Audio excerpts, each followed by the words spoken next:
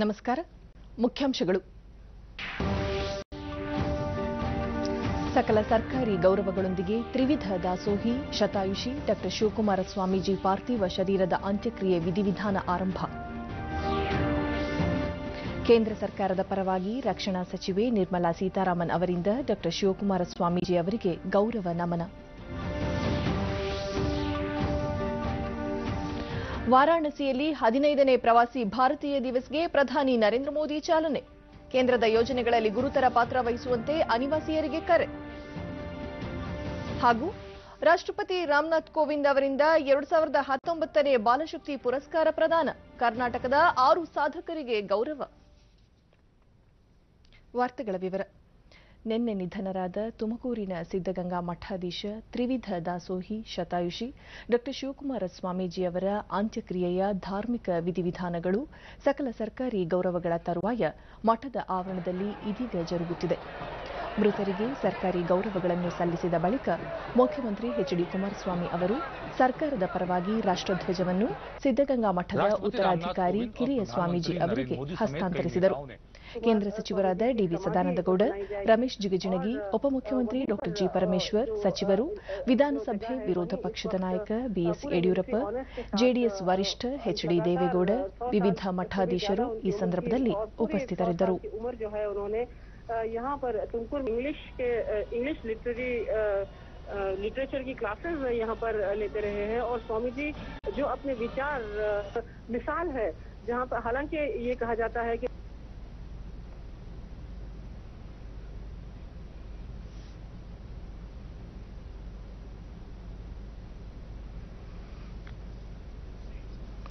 ಇದಕ್ಕೂ ಮುನ್ನ ಗೋಸಲ ಸಿದ್ದೇಶ್ವರ ಮೈದಾನದ ಪ್ರಾರ್ಥನಾ ಮಂದಿರದ ಎದುರು ಸ್ವಾಮೀಜಿಯವರ ಪಾರ್ಥಿವ ಶರೀರವನ್ನು ಸಾರ್ವಜನಿಕ ದರ್ಶನಕ್ಕೆ ಇರಿಸಲಾಗಿತ್ತು. ರಾಜ್ಯವಷ್ಟೇ ಅಲ್ಲದೆ ದೇಶದ ವಿವಿಧೆಡೆಯಿಂದ ಸಹಸ್ರಾರು ಭಕ್ತಾದಿಗಳು ಸ್ವಾಮೀಜಿಯವರ ಪಾರ್ಥಿವ ಶರೀರದ ಅಂತಿಮ ದರ್ಶನ ಪಡೆದರು. ಸ್ವಾಮೀಜಿಯವರ ಅಂತಿಮ ದರ್ಶನಕ್ಕೆ ಬಿಗಿ ಪೊಲೀಸ್ ಬಂದೋಬಸ್ತ್ ಕಲ್ಪಿಸಲಾಗಿತ್ತು. ಗಣ್ಯರಿಗೆ ಸ್ವಾಮೀಜಿಯವರ ಅಂತಿಮ ದರ್ಶನಕ್ಕೆ ವಿಶೇಷ ವ್ಯವಸ್ಥೆ ಮಾಡಲಾಗಿತ್ತು. ವಿವಿಧ ರಾಜಕೀಯ ಪಕ್ಷಗಳ ಮುಖಂಡರು, ಮಠಾಧೀಶರು ಸೇರಿದಂತೆ ಗಣ್ಯರು ಅಂತಿಮ ದರ್ಶನ ಪಡೆದರು.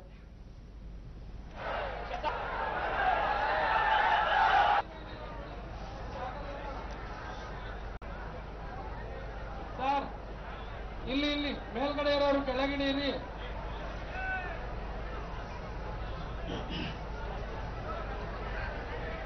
ಚಕ್ರವರ್ತಿ ಡಾಕ್ಟರ್ ಶಿವಕುಮಾರ ಸ್ವಾಮೀಜಿ ಅವರಿಗೆ, ವೀರಾಪುರದ ವೀರಪುತ್ರ ಶಿವಕುಮಾರ ಮಹಾಸ್ವಾಮೀಜಿ ಅವರಿಗೆ, ನಮ್ಮ ನಿಮ್ಮೆಲ್ಲರ ಬಡವರ ಬಂಧು ಡಾಕ್ಟರ್ ಶಿವಕುಮಾರ ಸ್ವಾಮೀಜಿ ಅವರಿಗೆ,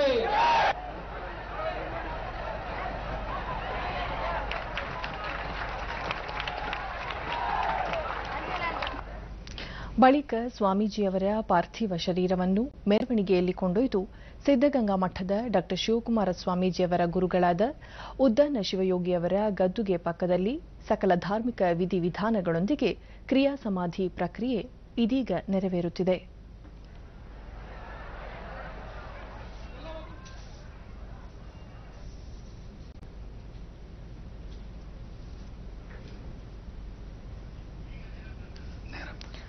ಇದೀಗ ತುಮಕೂರಿನ ಸಿದ್ದಗಂಗಾ ಮಠದಿಂದ ನೇರ ಪ್ರಸಾರ.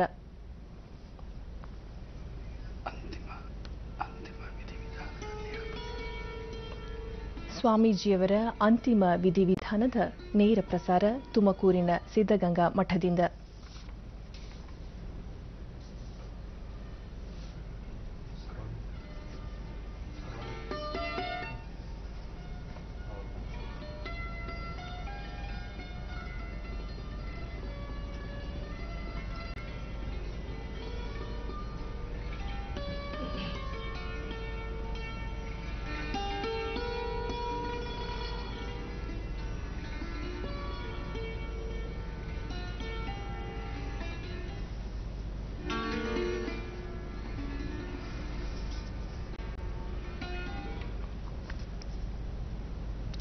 ನಿನ್ನೆ ನಿಧನರಾದ ಸಿದ್ದಗಂಗಾ ಮಠದ ಡಾ ಶಿವಕುಮಾರ ಸ್ವಾಮೀಜಿಯವರ ಕೊಡುಗೆಯನ್ನು ದೇಶ ಎಂದೆಂದೂ ನೆನಪಿಡಲಿದೆ ಎಂದು ಪ್ರಧಾನಿ ನರೇಂದ್ರ ಮೋದಿ ಹೇಳಿದ್ದಾರೆ.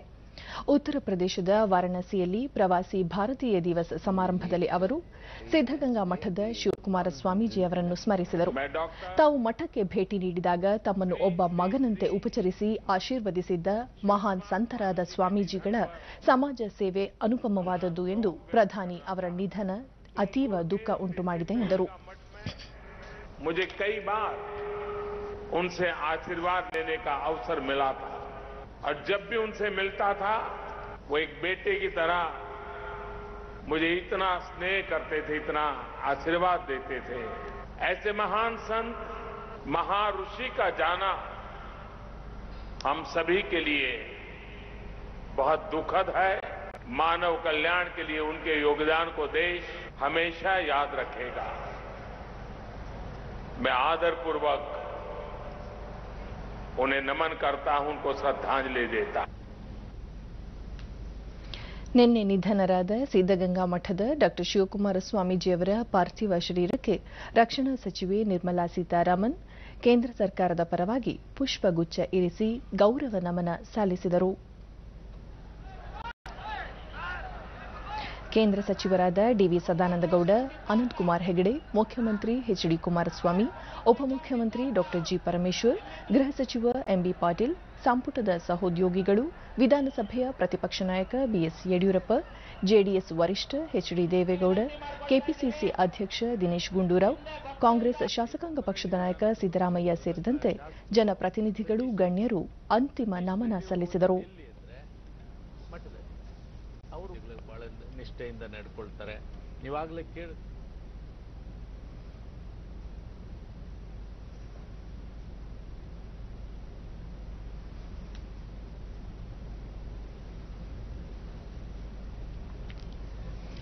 ಸುತ್ತೂರು ಮಠದ ಶಿವರಾತ್ರಿ ದೇಶಿಕೇಂದ್ರ ಸ್ವಾಮೀಜಿ, ಆದಿಚುಂಚನಗಿರಿ ಮಠದ ನಿರ್ಮಲಾನಂದ ಸ್ವಾಮೀಜಿ ಸೇರಿದಂತೆ ವಿವಿಧ ಧಾರ್ಮಿಕ ಮಠಗಳ ಮುಖ್ಯಸ್ಥರು ಸಹ ಅಂತಿಮ ದರ್ಶನ ಪಡೆದರು. ಯೋಗಗುರು ಬಾಬಾ ರಾಮದೇವ್, ಪಾಂಡಿಚೇರಿ ಮುಖ್ಯಮಂತ್ರಿ ನಾರಾಯಣಸ್ವಾಮಿ ಮುಂತಾದವರು ಗೌರವ ನಮನ ಸಲ್ಲಿಸಿದರು. ನಿಧನರಾದ ಸ್ವಾಮೀಜಿಗಳ ಗೌರವಾರ್ಥ ಇಂದು ಶಾಲಾ ಕಾಲೇಜು ಹಾಗೂ ಸರ್ಕಾರಿ ಕಚೇರಿಗಳಿಗೆ ರಜೆ ಘೋಷಿಸಲಾಗಿತ್ತು. ರಾಜ್ಯದಲ್ಲಿ ನಿನ್ನೆಯಿಂದ 3 ದಿನಗಳ ಕಾಲ ಶೋಕಾಚರಣೆ ಜಾರಿಯಲ್ಲಿದೆ.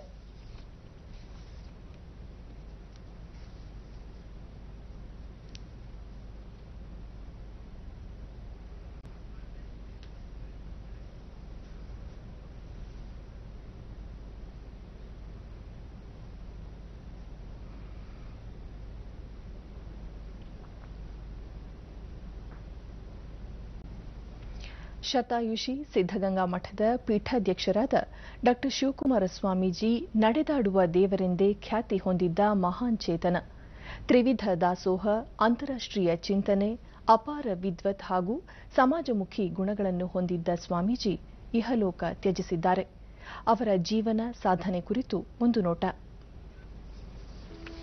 1908 ಏಪ್ರಿಲ್ 1ರಂದು ಮಾಗಡಿ ತಾಲೂಕಿನ ವೀರಾಪುರ ಗ್ರಾಮದಲ್ಲಿ ಹೊನ್ನಪ್ಪ ಮತ್ತು ಗಂಗಮ್ಮ ದಂಪತಿಯ ಪುತ್ರರಾಗಿ ಜನಿಸಿದ ಡಾ ಶಿವಕುಮಾರ ಸ್ವಾಮೀಜಿಯವರ ಪೂರ್ವಾಶ್ರಮದ ಹೆಸರು ಶಿವಣ್ಣ. ಪಾಲಹಳ್ಳಿಯಲ್ಲಿ ಪ್ರಾಥಮಿಕ ಶಿಕ್ಷಣ ಮತ್ತು ತುಮಕೂರಿನ ನಾಗವಲ್ಲಿಯಲ್ಲಿ ಮಾಧ್ಯಮಿಕ ಶಿಕ್ಷಣ ಪಡೆದರು. ಬಳಿಕ ಬೆಂಗಳೂರಿನ ಗುಬ್ಬಿ ತೋಟದಪ್ಪ ಧರ್ಮಛತ್ರದಲ್ಲಿ ವಾಸ್ತವ್ಯ ಕಂಡುಕೊಂಡ ಅವರು ಸೆಂಟ್ರಲ್ ಕಾಲೇಜಿನಲ್ಲಿ ವಿದ್ಯಾಭ್ಯಾಸ ಮಾಡಿದರು. ನಂತರ ತುಮಕೂರಿನ ಸಿದ್ದಗಂಗಾ ಮಠದ ಕಾರ್ಯಗಳಲ್ಲಿ ತಮ್ಮನ್ನು ತೊಡಗಿಸಿಕೊಂಡರು. ತುಮಕೂರಿನ ವಿವಿಧ ಹಳ್ಳಿಗಳಲ್ಲಿ ಭಿಕ್ಷಾಟನೆಯ ಮೂಲಕ ಪ್ರಾರಂಭವಾದ ಮಠದ ಧಾರ್ಮಿಕ ಕಾರ್ಯಗಳು ವಿಶ್ವದ ಹಲವು ದೇಶಗಳಲ್ಲಿ ಪಸರಿಸಿವೆ. ಸ್ವಾಮೀಜಿಗಳ ಬದ್ಧತೆ ಮತ್ತು ಅರ್ಪಣಾ ಮನೋಭಾವವನ್ನು ಗಮನಿಸಿದ ಉದ್ಧಾನ ಶಿವಯೋಗಿಗಳು 1930ರಲ್ಲಿ ಡಾ ಶಿವಕುಮಾರ ಸ್ವಾಮೀಜಿಯವರನ್ನು ಮಠದ ಉತ್ತರಾಧಿಕಾರಿಯನ್ನಾಗಿ ಘೋಷಿಸಿದರು. ಅದೇ ವರ್ಷ ಮಾರ್ಚ್ 3ರಂದು ಉದ್ಧಾನ ಶಿವಯೋಗಿಗಳ ಉತ್ತರಾಧಿಕಾರಿಗಳಾಗಿ ಮಠದ ಅಧಿಕಾರ ವಹಿಸಿಕೊಂಡ ಕರ್ಮಯೋಗಿ ಶಿವಕುಮಾರ ಸ್ವಾಮೀಜಿಗಳು ಭಾರತೀಯ ಸಂತ ಪರಂಪರೆಯ ಅಪೂರ್ವ ಚೇತನರಾಗಿ, ಅನ್ನದಾತರಾಗಿ, ಆಧುನಿಕ ಬೇಸಾಯ ಪದ್ಧತಿಗಳನ್ನು ಸಾಮಾನ್ಯ ರೈತರಿಗೆ ಪರಿಚಯಿಸಿದ ಶಿಕ್ಷಕರಾಗಿ, ಮಹಾತ್ಮ ಗಾಂಧೀಜಿಯವರ ಕನಸನ್ನು ಸಾಕಾರಗೊಳಿಸಿದ ಅಪ್ರತಿಮ ಮೂರ್ತಿ. ಇವರ ಸೇವೆ ಕಳೆದ 9 ದಶಕಗಳಿಂದ ನಿರಂತರವಾಗಿ ನಡೆದುಕೊಂಡು ಬಂದಿದೆ. ಧಾರ್ಮಿಕ ಕೇಂದ್ರವಾಗಿದ್ದ ಸಿದ್ಧಗಂಗೆಯನ್ನು ಶಿಕ್ಷಣಾರ್ಥಿಗಳ ಗುರುಕುಲವಾಗಿ ಮಾರ್ಪಡಿಸಿದ ಕೀರ್ತಿ ಇವರದು. ಅಶಕ್ತರಿಗೆ ಆಶ್ರಯ ತಾಣವನ್ನಾಗಿಸಿ ಜಾತಿ ಮತ ಭೇದವಿಲ್ಲದೆ ದೇಶಕ್ಕೆ ಮಾದರಿಯಾಗುವಂತಹ ಗುರುಕುಲದಲ್ಲಿ ಎಲ್ಲರಿಗೂ ಶಿಷ್ಯವೃತ್ತಿಗೆ ಅವಕಾಶ ಕಲ್ಪಿಸಿದ ಮಹಾನ್ ದಾರ್ಶನಿಕರು ಡಾಕ್ಟರ್ ಶಿವಕುಮಾರ ಸ್ವಾಮೀಜಿಗಳು. ಬಡವರು ಶ್ರೀಮಂತರು ಎಂಬ ತಾರತಮ್ಯವಿಲ್ಲದೆ ಗ್ರಾಮಾಂತರ ಪ್ರದೇಶದ ವಿದ್ಯಾರ್ಥಿಗಳು ಸೇರಿದಂತೆ ವಿವಿಧ ದೇಶಗಳ ಸಹಸ್ರಾರು ವಿದ್ಯಾರ್ಥಿಗಳಿಗೆ ಜ್ಞಾನ ದಾಸೋಹವನ್ನು ನೀಡಿದರು. ಸಿದ್ಧಗಂಗಾ ಮಠದ ಶಿಕ್ಷಣ ಸಂಸ್ಥೆಗಳಲ್ಲಿ ವಿದ್ಯಾಭ್ಯಾಸ ಮಾಡಿದ ಲಕ್ಷಾಂತರ ಮಂದಿ ಇಂದು ದೇಶ ವಿದೇಶಗಳಲ್ಲಿ ಉನ್ನತ ಹುದ್ದೆಗಳನ್ನು ಅಲಂಕರಿಸಿದ್ದಾರೆ. ಮಠಕ್ಕೆ ಅಪಾರ ಖ್ಯಾತಿ ಕೀರ್ತಿ ತಂದುಕೊಡಲು ಅವರ ಸಂಕಲ್ಪ ಶ್ರಮವೇ ಕಾರಣ. ಬಡ ವಿದ್ಯಾರ್ಥಿಗಳಿಗೆ ಮಠಕ್ಕೆ ಆಗಮಿಸುವ ಭಕ್ತ ಕುಟುಂಬಕ್ಕೆ ಅನ್ನದಾಸೋಹದ ಮೂಲಕ ಹಸಿವು ನೀಗಿಸಿದ ಸೇವೆ ಶಿವಕುಮಾರ ಸ್ವಾಮೀಜಿಯವರದು. ಸಿದ್ಧಗಂಗಾ ಮಠದಲ್ಲಿ ಏಕಕಾಲದಲ್ಲಿ 3,000 ಜನರು ಕುಳಿತು ಭೋಜನ ಸ್ವೀಕರಿಸುವ ಸುಸಜ್ಜಿತ ಪ್ರಸಾದ ನಿಲಯವಿದೆ. 100 ವರ್ಷಗಳ ಹಿಂದೆ ಇಲ್ಲಿನ ಪಾಕಶಾಲೆಯಲ್ಲಿ ಅನ್ನದಾಸೋಹಕ್ಕಾಗಿ ಹಚ್ಚಿದ ಒಲೆ ಇಂದಿಗೂ ಆರಿಲ್ಲ ಎನ್ನುವುದು ಅತಿಶಯೋಕ್ತಿಯಲ್ಲ. ಡಾಕ್ಟರ್ ಶಿವಕುಮಾರ ಸ್ವಾಮಿ ಸಾಧನೆಗೆ ಅವರೇ ನಿಜವಾದ ಸಾಟಿ. ಇವರ ಸಾಧನೆಯನ್ನು ಗುರುತಿಸಿ ಭಾರತ ಸರ್ಕಾರ 2015ರಲ್ಲಿ ಪದ್ಮಭೂಷಣ, ಕರ್ನಾಟಕ ಸರ್ಕಾರ ಪರಮೋಚ್ಚ ನಾಗರಿಕ ಗೌರವ ಕರ್ನಾಟಕ ರತ್ನ, ಕರ್ನಾಟಕ ವಿಶ್ವವಿದ್ಯಾಲಯ ಗೌರವ ಡಾಕ್ಟರೇಟ್ ಸೇರಿದಂತೆ ಹಲವು ಸಂಘ ಸಂಸ್ಥೆಗಳು ಪ್ರಶಸ್ತಿ ಸನ್ಮಾನಗಳನ್ನು ನೀಡಿ ಗೌರವಿಸಿದೆ. ಸಿದ್ಧಗಂಗಾ ಮಠಕ್ಕೆ ಕೇವಲ ಸಾಮಾನ್ಯ ಭಕ್ತವರ್ಗವಲ್ಲದೆ ವಿಶ್ವದ ಹಲವು ಗಣ್ಯರು ಮಹಾನ್ ನಾಯಕರು ಭೇಟಿ ನೀಡಿ ಇವರ ಸೇವೆಯನ್ನು ಶ್ಲಾಘಿಸಿದ್ದಾರೆ.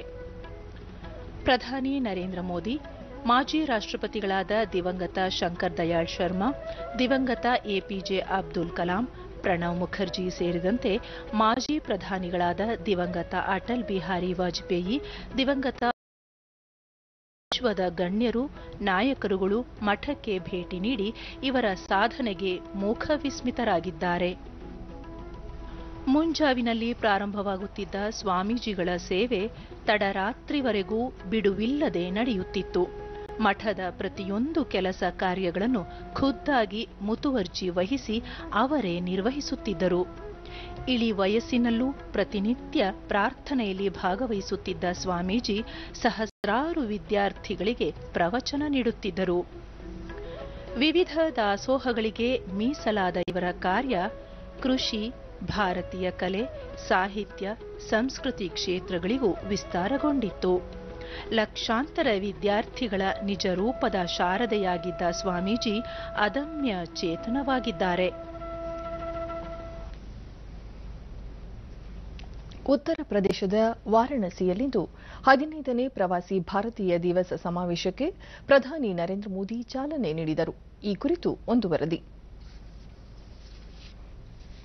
ಪಾರಂಪರಿಕ ಮತ್ತು ಐತಿಹಾಸಿಕ ವಾರಾಣಸಿ ನಗರದಲ್ಲಿ ಪ್ರವಾಸಿ ಭಾರತೀಯ ದಿವಸ್ ಇಂದು ಆರಂಭಗೊಂಡಿತು. ಈ ಬಾರಿಯ ಘೋಷವಾಕ್ಯ ನವಭಾರತ ನಿರ್ಮಾಣದಲ್ಲಿ ಅನಿವಾಸಿ ಭಾರತೀಯರ ಪಾತ್ರ ಎಂಬುದಾಗಿದೆ. 100ಕ್ಕೂ ಅಧಿಕ ದೇಶಗಳ ಸುಮಾರು 6,000 ಅನಿವಾಸಿ ಭಾರತೀಯರು ಸಮಾವೇಶದಲ್ಲಿ ಭಾಗವಹಿಸಿದ್ದಾರೆ.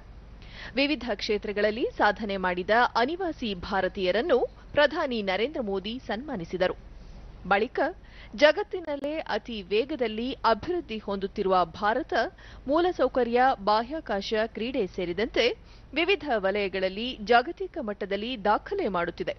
ವಿಶ್ವದ ಬೃಹತ್ ಸ್ಟಾರ್ಟ್ಅಪ್ ವ್ಯವಸ್ಥೆ ಹೊಂದಿರುವ ಭಾರತ ಜಗತ್ತಿನ ಅತಿದೊಡ್ಡ ಆರೋಗ್ಯ ಯೋಜನೆಯಾದ ಆಯುಷ್ಮಾನ್ ಭಾರತ್ ಕಾರ್ಯಕ್ರಮವನ್ನೂ ಒಳಗೊಂಡಿದೆ. ಮೇಕ್ ಇನ್ ಇಂಡಿಯಾ ಅಡಿ ವೈವಿಧ್ಯಮಯ ಹಾಗೂ ಅತ್ಯಾಧುನಿಕ ವಸ್ತುಗಳನ್ನು ತಯಾರಿಸಲಾಗುತ್ತಿದೆ. ಅಂತಾರಾಷ್ಟ್ರೀಯ ಸೌರ ಮೈತ್ರಿಕೂಟ ಸೇರಿದಂತೆ ಹಲವು ಕ್ಷೇತ್ರಗಳಲ್ಲಿ ಭಾರತ ಇಂದು ಜಾಗತಿಕ ನಾಯಕತ್ವ ವಹಿಸುತ್ತಿದೆ ಎಂದರು. ಹಿಂದಿನ ಪ್ರಧಾನಿಯೊಬ್ಬರು ಕೇಂದ್ರದ ಯೋಜನೆಗಳ ಪೈಕಿ ಕೇವಲ 15% ಮಾತ್ರ ಫಲಾನುಭವಿಗಳಿಗೆ ತಲುಪುತ್ತಿತ್ತು ಎಂದಿದ್ದರು. ಈ ಭ್ರಷ್ಟ ವ್ಯವಸ್ಥೆಯನ್ನು ಒಪ್ಪಿಕೊಂಡಿದ್ದ ಅವರ ಸರ್ಕಾರ ಮತ್ತು ಪಕ್ಷ ವ್ಯವಸ್ಥೆ ಸುಧಾರಣೆಗೆ ಯಾವುದೇ ಪ್ರಯತ್ನ ಮಾಡಲಿಲ್ಲ ಎಂದು ಟೀಕಿಸಿದ ಪ್ರಧಾನಿ, ತಮ್ಮ ಸರ್ಕಾರ ಕಳೆದ 4.5 ವರ್ಷಗಳಲ್ಲಿ 7 ಕೋಟಿ ನಕಲಿ ಫಲಾನುಭವಿಗಳನ್ನು ನಿರ್ಮೂಲನೆ ಮಾಡಲಾಗಿದ್ದು, ವಿವಿಧ ಯೋಜನೆಗಳಲ್ಲಿ ಒಟ್ಟಾರೆ 5.8 ಲಕ್ಷ ಕೋಟಿ ರೂಪಾಯಿಗಳನ್ನು ಫಲಾನುಭವಿಗಳಿಗೆ ನೇರವಾಗಿ ತಲುಪಿಸಲಾಗಿದೆ ಎಂದರು. आज इंफ्रास्ट्रक्चर के बड़े और आधुनिक संसाधन बन रहे हैं, तो स्पेस के क्षेत्र में भी रिकॉर्ड बना रहे हैं। आज हम दुनिया का सबसे बड़ा स्टार्टअप इकोसिस्टम, तो दुनिया की सबसे बड़ी health care scheme Ayushman Bharat भी चला रहे हैं। आज हमारा युवा मेक इन इंडिया के तहत रिकॉर्ड स्तर पर मोबाइल फोन, कार, बस, ट्रक, ट्रेन बना रहा है, तो वहीं खेत में रिकॉर्ड अन्न उत्पादन भी हो रहा है। ವಿದೇಶಾಂಗ ಸಚಿವೆ ಸುಷ್ಮಾ ಸ್ವರಾಜ್ 2003ರಲ್ಲಿ ಅಂದಿನ ಪ್ರಧಾನಿ ಅಟಲ್ ಬಿಹಾರಿ ವಾಜಪೇಯಿ ಅವರು ಮಹತ್ವಾಕಾಂಕ್ಷೆಯಿಂದ ಆರಂಭಿಸಿದ್ದ ಪ್ರವಾಸಿ ಭಾರತೀಯ ದಿವಸ್ 2004ರಿಂದ 2014ರವರೆಗೆ ಕೇವಲ ಸಾಂಕೇತಿಕವಾಗಿ ನಡೆಯುತ್ತಿತ್ತು. ಆದರೆ 2015ರಲ್ಲಿ ಪ್ರಧಾನಿ ನರೇಂದ್ರ ಮೋದಿ ಈ ಸಮಾವೇಶವನ್ನು ಅರ್ಥಪೂರ್ಣವಾಗಿಸಿದ್ದಾರೆ. ಜಗತ್ತಿನೆಲ್ಲೆಡೆ ಇರುವ ಭಾರತೀಯ ಸಮುದಾಯದವರೊಂದಿಗೆ ಪ್ರಧಾನಿ ಅವರು ನೇರ ಸಂವಾದ ನಡೆಸುವ ಈ ಸಮಾವೇಶ ವಿಶೇಷವಾಗಿದೆ ಎಂದರು. पहली बार मेडिसिन स्क्वायर में जब प्रधानमंत्री जी ने कहा कि भारतीय समुदाय की रैली को मैं संबोधित करूंगा, वहां के लोग अचंभित हो गए थे। मैं वहां थी तो 2 दिन पहले से मुझसे पूछना शुरू कर दिया था, इतना बड़ा हॉल आपने ले लिया, क्या ये हॉल भरेगा? तो मैं केवल मुस्कुराकर चल देती थी कि उस दिन आप देख लेना। आप सबने टीवी पर देखा होगा, वो हॉल केवल भर नहीं रहा था, उछल रहा था। जितने लोग अंदर थे उससे ज्यादा बाहर थे, और वो कह रहे थे कि भाषण सुनने को चाहे न मिले, एक झलक अगर मोदी जी की मिल जाए तो हमारा आना सफल हो जाएगा। लेकिन आज मैं आभार प्रकट करना चाहूंगी आपके प्रति कि जो प्यार प्रधानमंत्री जी ने आपको दिया, आपने दोगुना करके उनको वापस लौटाया। एक के बाद एक जगह से जहां वो जाते थे मांग आने लगी, हमारे यहां भी मेडिसिन स्क्वायर जैसी रैली चाहिए, और एक होड़ लग गई कि दुबई उससे बड़ा है या सिडनी उससे बड़ा है या वेम्बली उससे बड़ा है।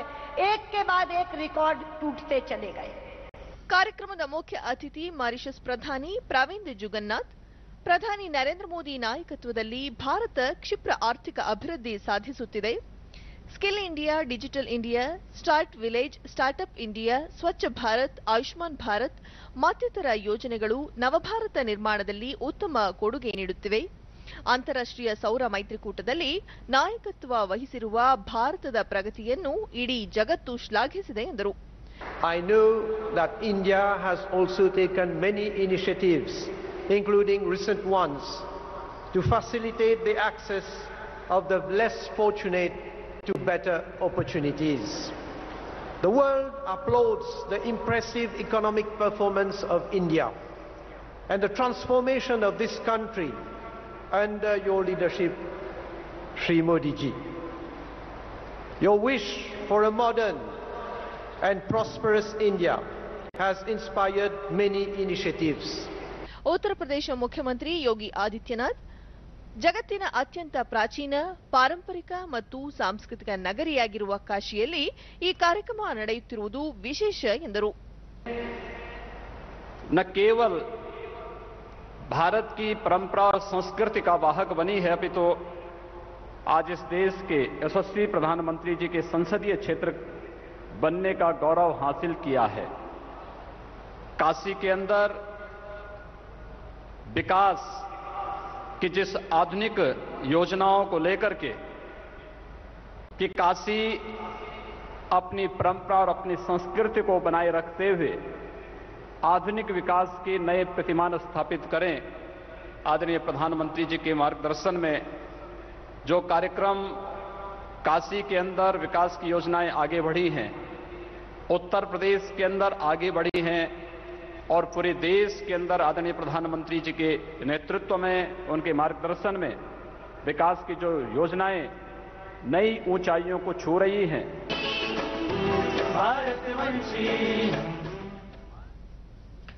ರಾಷ್ಟ್ರಪತಿ ರಾಮನಾಥ್ ಕೋವಿಂದ್ ಅವರು ರಾಷ್ಟ್ರಪತಿ ಭವನದಲ್ಲಿಂದು 2019 ಸಾಲಿನ ಪ್ರಧಾನಮಂತ್ರಿ ರಾಷ್ಟ್ರೀಯ ಬಾಲ ಪುರಸ್ಕಾರ ಪ್ರದಾನ ಮಾಡಿದರು. ಬಾಲಶಕ್ತಿ ಪುರಸ್ಕಾರ ಮತ್ತು ಬಾಲ ಕಲ್ಯಾಣ ಪುರಸ್ಕಾರ 2 ವಿಭಾಗಗಳಲ್ಲಿ ಪ್ರಶಸ್ತಿಗಳನ್ನು ಪ್ರದಾನ ಮಾಡಲಾಯಿತು. ಅನ್ವೇಷಣೆ, ಕ್ರೀಡೆ, ಶಿಕ್ಷಣ, ಕಲೆ, ಸಂಸ್ಕೃತಿ, ಸಮಾಜ ಸೇವೆ ಮತ್ತು ಶೌರ್ಯ ಪ್ರದರ್ಶಿಸಿದ 26 ಮಕ್ಕಳಿಗೆ ರಾಷ್ಟ್ರಪತಿ ಅವರು ಪದಕ ಪ್ರದಾನ ಮಾಡಿದರು. 26 ಪುರಸ್ಕೃತ ಮಕ್ಕಳ ಪೈಕಿ ಕರ್ನಾಟಕದ ಮೊಹಮ್ಮದ್ ಸುಹೇಲ್ ಸಲೀಂ ಪಾಷಾ, ಅರುಣಿಮಾ ಸೇನ್, ಎಯು ನಚಿಕೇತ್ ಕುಮಾರ್, ಬಿಆರ್ ಪ್ರತ್ಯಕ್ಷ, ಎಂ ವಿನಾಯಕ ಮತ್ತು ನಿಖಿಲ್ ಜಿತೋರಿ ಸೇರಿದ್ದಾರೆ. ಬಾಲ ಕಲ್ಯಾಣ ವಿಭಾಗದಲ್ಲಿ ಕರ್ನಾಟಕದ ರಂಗಕಹಳೆ ಸೇರಿದಂತೆ 3 ಸಂಸ್ಥೆಗಳಿಗೆ ಹಾಗೂ ವೈಯಕ್ತಿಕ ವಿಭಾಗದಲ್ಲಿ 2 ಪುರಸ್ಕಾರ ಪ್ರದಾನ ಮಾಡಲಾಯಿತು. 2018ರಿಂದ ರಾಷ್ಟ್ರೀಯ ಮಕ್ಕಳ ಪ್ರಶಸ್ತಿಗಳನ್ನು ಪ್ರಧಾನಮಂತ್ರಿ ರಾಷ್ಟ್ರೀಯ ಬಾಲ ಪುರಸ್ಕಾರ ಎಂದು ಮರುನಾಮಕರಣ ಮಾಡಲಾಗಿದ್ದು, ಶೌರ್ಯ ಪ್ರಶಸ್ತಿಯನ್ನು ಅದರಡಿ ತರಲಾಗಿದೆ.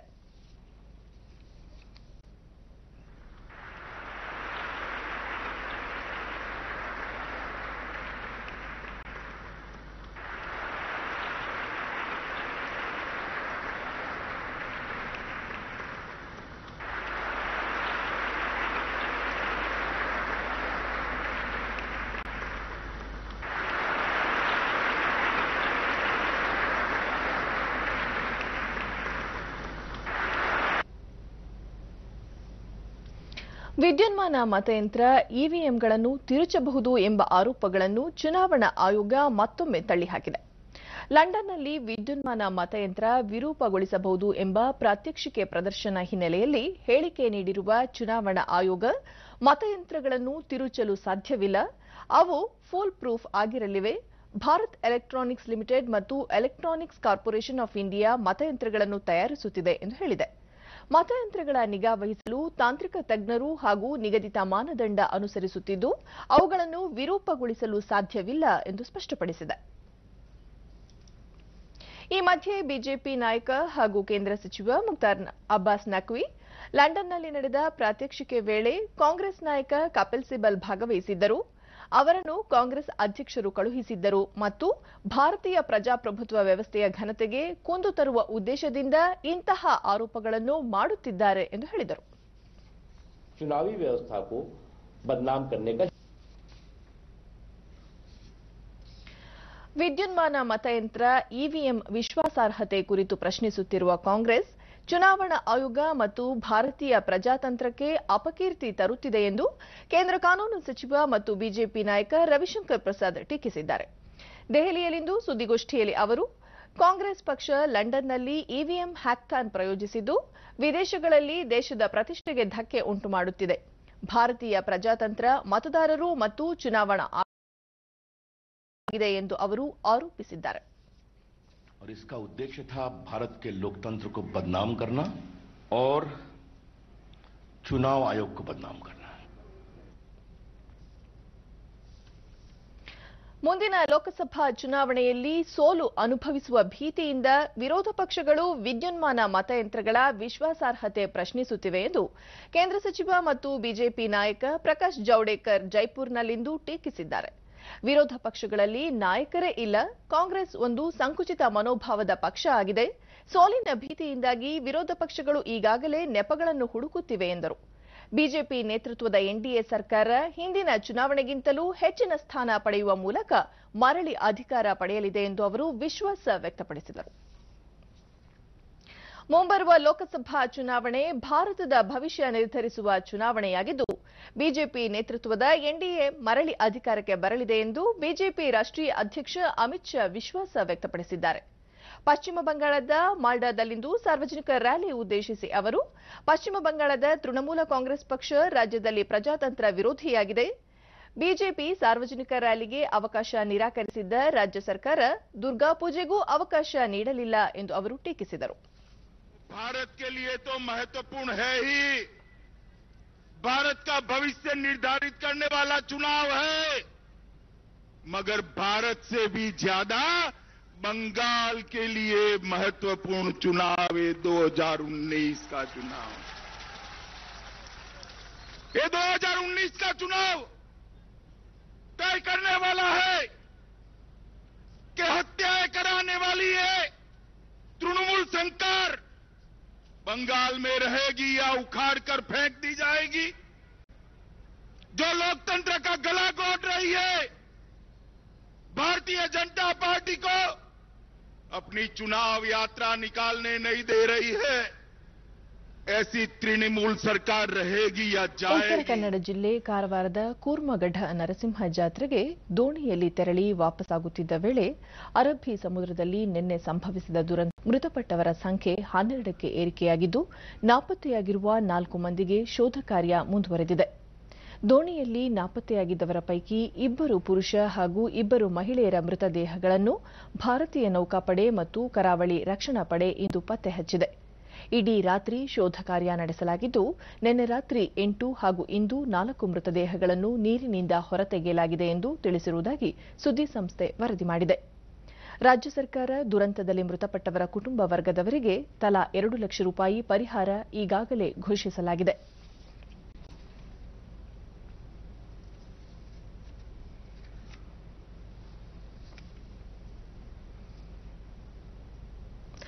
ಐಎನ್ಎಕ್ಸ್ ಮೀಡಿಯಾ ಪ್ರಕರಣಕ್ಕೆ ಸಂಬಂಧಿಸಿದಂತೆ ಕೇಂದ್ರದ ಮಾಜಿ ಸಚಿವ ಪಿ ಚಿದಂಬರಂ ಅವರನ್ನು ವಿಚಾರಣೆಗೆ ಒಳಪಡಿಸಲು ಸಿಬಿಐ ಕೇಂದ್ರ ಸರ್ಕಾರದ ಅನುಮತಿ ಕೋರಿದೆ.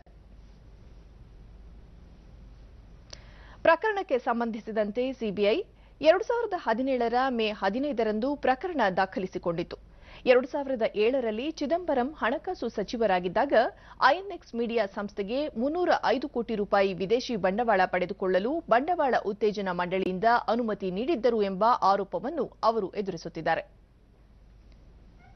ಈ ಪ್ರಕರಣದಲ್ಲಿ ಚಿದಂಬರಂ ಪುತ್ರಿ ಕಾರ್ತಿ ಚಿದಂಬರಂ 10 ಲಕ್ಷ ರೂಪಾಯಿ ಲಂಚ ಸ್ವೀಕರಿಸಿದ್ದಾರೆ ಎಂದು ಆರೋಪಿಸಲಾಗಿದ್ದು ಅವರು ಬಂಧನಕ್ಕೂ ಸಹ ಒಳಗಾಗಿದ್ದರು. ಜಮ್ಮು ಕಾಶ್ಮೀರದ ಶೋಪಿಯಾನ್ ಜಿಲ್ಲೆಯ ಹೆಫ್ ಶಿರ್ಮಲ್ ಪ್ರದೇಶದಲ್ಲಿ ಭಾರತೀಯ ಸೇನಾಪಡೆ ಮತ್ತು ರಾಜ್ಯ ಪೊಲೀಸ್ ಇಂದು ಬೆಳಗ್ಗೆ ನಡೆಸಿದ ಜಂಟಿ ಕಾರ್ಯಾಚರಣೆಯಲ್ಲಿ 2 ಭಯೋತ್ಪಾದಕರು ಹತರಾಗಿದ್ದಾರೆ. ಈ ಭಾಗದಲ್ಲಿ ಉಗ್ರರು ಅಡಗಿರುವ ಬಗ್ಗೆ ಖಚಿತ ಸುಳಿವು ಆಧರಿಸಿ ಕಾರ್ಯಾಚರಣೆ ನಡೆಸಲಾಯಿತು. ಹತರಾದ ಉಗ್ರರು ಯಾವ ಸಂಘಟನೆಗೆ ಸೇರಿದವರು ಎಂಬುದು ಪತ್ತೆಯಾಗಿಲ್ಲ. ಕೊನೆಯಲ್ಲಿ ಮತ್ತೊಮ್ಮೆ ಮುಖ್ಯಾಂಶಗಳು. ಸಕಲ ಸರ್ಕಾರಿ ಗೌರವಗಳೊಂದಿಗೆ ತ್ರಿವಿಧ ದಾಸೋಹಿ ಶತಾಯುಷಿ ಡಾ ಶಿವಕುಮಾರ ಸ್ವಾಮೀಜಿ ಪಾರ್ಥಿವ ಶರೀರದ ಅಂತ್ಯಕ್ರಿಯೆ ವಿಧಿವಿಧಾನ ಆರಂಭ. ಕೇಂದ್ರ ಸರ್ಕಾರದ ಪರವಾಗಿ ರಕ್ಷಣಾ ಸಚಿವೆ ನಿರ್ಮಲಾ ಸೀತಾರಾಮನ್ ಅವರಿಂದ ಡಾ ಶಿವಕುಮಾರ ಸ್ವಾಮೀಜಿ ಅವರಿಗೆ ಗೌರವ ನಮನ. ವಾರಾಣಸಿಯಲ್ಲಿ 15ನೇ ಪ್ರವಾಸಿ ಭಾರತೀಯ ದಿವಸ್ಗೆ ಪ್ರಧಾನಿ ನರೇಂದ್ರ ಮೋದಿ ಚಾಲನೆ. ಕೇಂದ್ರದ ಯೋಜನೆಗಳಲ್ಲಿ ಗುರುತರ ಪಾತ್ರ ವಹಿಸುವಂತೆ ಅನಿವಾಸಿಯರಿಗೆ ಕರೆ. ಹಾಗೂ ರಾಷ್ಟ್ರಪತಿ ರಾಮನಾಥ್ ಕೋವಿಂದ್ ಅವರಿಂದ 2019ನೇ ಬಾಲಶಕ್ತಿ ಪುರಸ್ಕಾರ ಪ್ರದಾನ. ಕರ್ನಾಟಕದ 6 ಸಾಧಕರಿಗೆ ಗೌರವ. ನಮ್ಮ ಮುಂದಿನ ವಾರ್ತಾ ಪ್ರಸಾರ ರಾತ್ರಿ 9 ಗಂಟೆಗೆ ಚಂದನದಲ್ಲಿ. ನಮಸ್ಕಾರ.